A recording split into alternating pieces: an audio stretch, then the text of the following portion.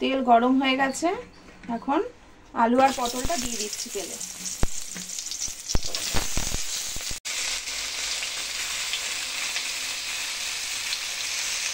এখন পরিমাণ মতো নুন দিয়ে দিচ্ছি আর হলুদ দিয়ে দিচ্ছি।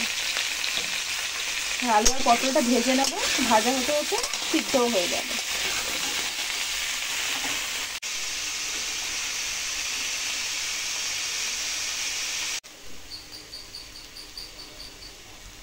আলু আর পটল ভাজা হয়ে গেছে, এখন আমি তুলে নেব। কড়াইতে আবার তেল দিয়ে দিয়েছি, তেল গরম হয়ে গেছে।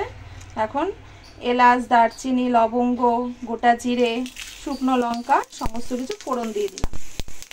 ফোড়ন হয়ে এসেছে, এখন কুচি করে কেটে রেখেছি পেঁয়াজ কুচিটা দিয়ে দিচ্ছি।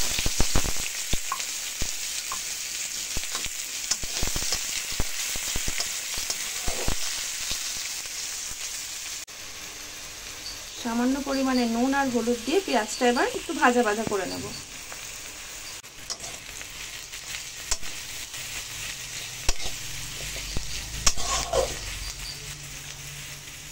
এখানে আমি মশলা তৈরি করে নিচ্ছি। আদা, কাঁচা লঙ্কা, টমেটো, জিরে, ধনে, লঙ্কার গুঁড়ো আর সামান্য নুন দিয়ে একটা মশলার পেস্ট বানিয়ে নিচ্ছি। পেঁয়াজটা ভাজা ভাজা হয়ে গেছে, এই পর্যায়ে আমি করে রাখা মশলার যে মিশ্রণটা ছিল ওটা দিয়ে দিচ্ছি। ভালোভাবে কষিয়ে নেব। মশলা ভালোভাবে কষে গেছে, মশলা থেকে তেলও ছেড়ে এসেছে।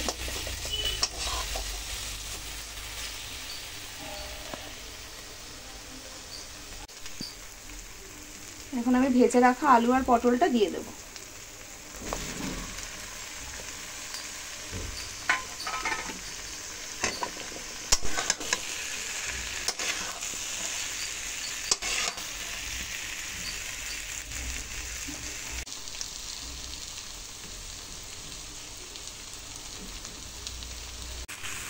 এখন আমি পরিমাণ মতো জল দিয়ে দেব।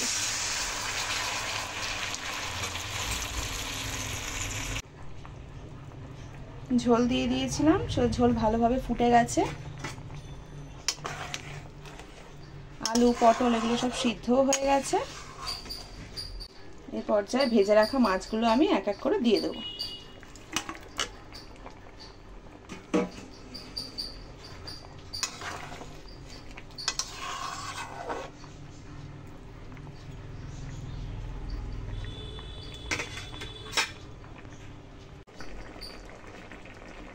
তৈরি হয়ে গেছে পটল কাতলা, এখন আমি নামিয়ে ফেলবো।